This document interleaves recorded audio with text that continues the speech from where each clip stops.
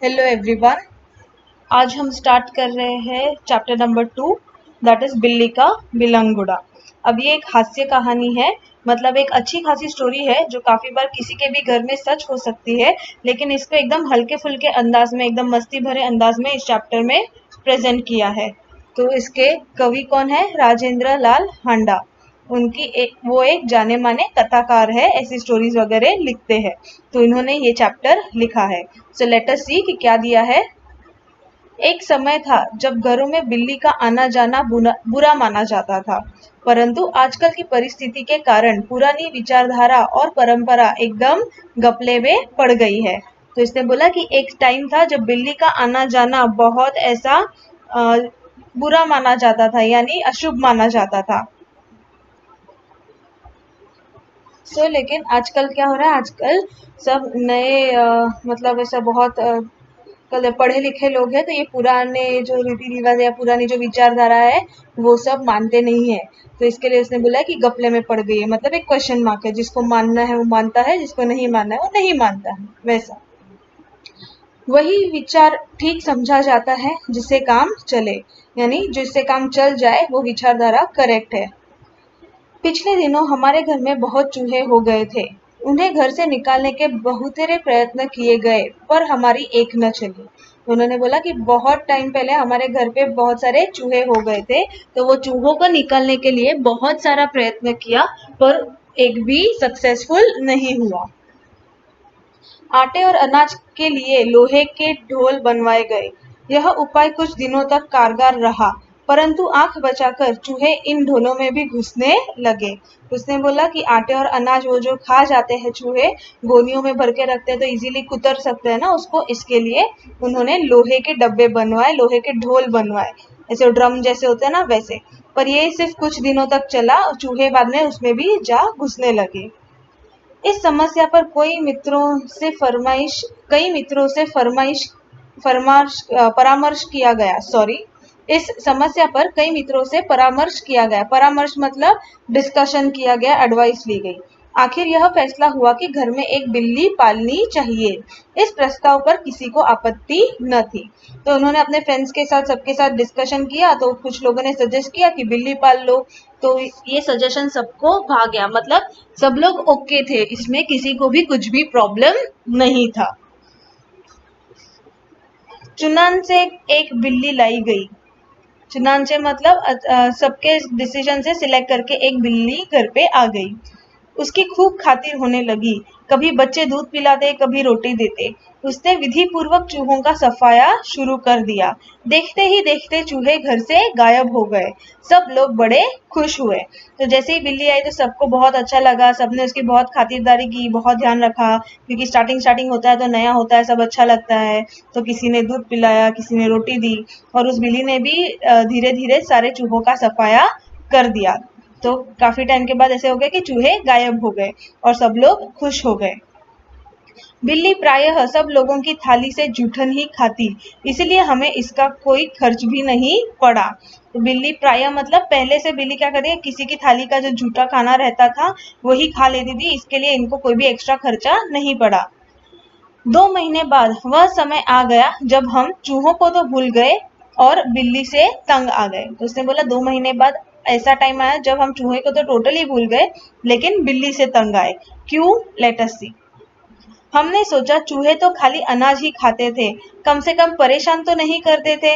यह बिल्ली खाने में भी कम नहीं और हमें तंग करने भी कम नहीं। उसके प्रति हमारा व्यवहार बदल गया। उसने सोचा चूहे कम से कम अनाज दाने खाते थे, चुपचाप बैठ जाते थे, कम से कम हमको तो परेशान नहीं करते थे। ये बिल्ली है, ऐसी है कि खाने में भी कम नहीं है और तंग करने में भी कम नहीं है। तो बिल्ली के प्रति जो व्यवहार था वो बदल गया। बिल्ली भी कम समझदार जानवर नहीं। जो शेर के काबू में नहीं आई वो हमसे कैसे मात खा जाती। उसने बोला बिल्ली भी बहुत समझदार थी, जो शेर के काबू में नहीं आ सकी वो हमसे कहाँ संभाल ली जा रही थी, यानी हमारे झांसे में कहाँ पे आने वाली थी। उसने भी अपना रवैया बदल दिया। हमारे आगे पीछे फिरने की बजाय वह रसोई के आसपास कोने में दुबक कर बैठ जाती। जब मौका लगता मजे से जो जी में आता खाती। इस तरह चोरी करते बिल्ली कई बार पकड़ी गई। एक दिन सुबह उठते ही मैं रसोई में कुछ लेने गया। देखता हूँ कि खड़े हुए दूध का दही जो रात को बड़े चाव से जमाया गया था, बिल्ली खूब मजे से खा रही थी। तो उसने बोला कि ये जो बिल्ली है वो भी बहुत शानी हो गई थी, उसका भी रवैया बदल गया था। अभी वो हमारे पीछे आगे पीछे नहीं भाग रही थी, अभी वो सीधा रसोई घर में जाके बैठती थी, जिसको जो दिखता था जो मिलता था वो खा लेती थी। तो एक दिन जो रात को उन्होंने दही जमाने के लिए दूध रखा था बाहर, तो बिल्ली उसको बड़े चाव से खा रही थी।